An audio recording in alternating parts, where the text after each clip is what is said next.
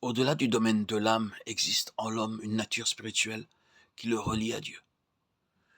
Mais la puissance du péché est si forte, si délétère, que chez quelques-uns, cette nature spirituelle est livrée à la mort. Ces hommes-là sont sensuels, dépourvus de l'esprit. Chez d'autres, elle se trouve à l'état dormant, susceptible d'être éveillée par le Saint-Esprit. Chez le croyant, c'est là que le Saint-Esprit vient habiter. C'est de là qu'il accomplit son œuvre glorieuse, sanctifiant et l'âme et le corps pour le Seigneur. Cette habitation de l'Esprit en l'homme ne lui apporte guère de bénédiction ni de joie tant qu'il ne la reconnaît pas et ne lui obéit pas, tant qu'il ne cherche pas à la conserver avec humilité, adoration et amour. Aussi ces mots « vous êtes le temple de Dieu » sont-ils destinés avant tout à nous faire saisir que réellement l'Esprit de Dieu habite en nous. C'est là ce qui nous fait tenir le temple tout entier, jusqu'à son parvis extérieur, pour un lieu consacré au service de Dieu. Et ce qui, par conséquent, range sous sa volonté et sa direction chacune de nos forces naturelles. La partie du temple la plus particulièrement consacrée à Dieu, celle pour laquelle tout le reste avait été construit, était de toute la plus sainte. Et lors même que les prêtres ne pouvaient jamais y entrer, jamais voir la gloire qui la remplissait. Toute leur conduite était réglée, toute leur foi stimulée par la pensée que la présence invisible de Dieu était là. Voilà ce qui donnait pour eux de la valeur à l'aspersion du sang et à la fumée de l'encens, ce qui faisait du sacerdoce un privilège. C'était le lieu très saint, le plus saint de tous, qui leur faisait paraître saint, le lieu où ils accomplissaient leur service.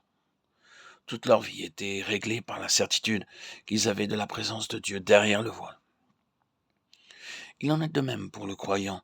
Ce n'est que lorsqu'il apprend par la foi à trembler en présence de ce merveilleux mystère. Vous êtes le temple de Dieu, parce que l'Esprit de Dieu habite en vous, qu'il se consacre à sa haute vocation, avec le saint respect, la joyeuse confiance qu'il doit avoir.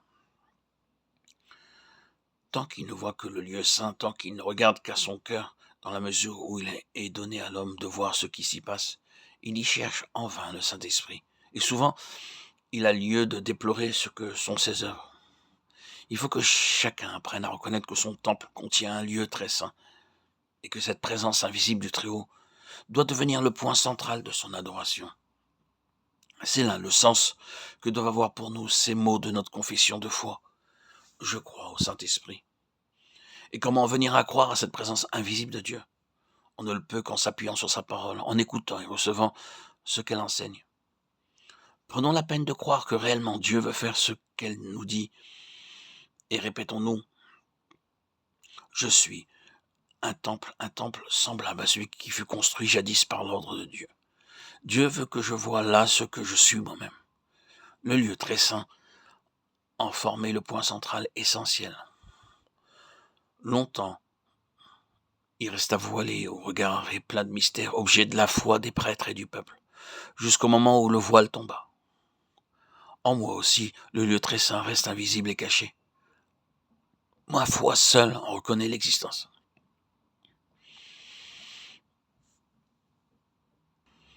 Inclinons-nous avec humilité et respect devant le Dieu saint.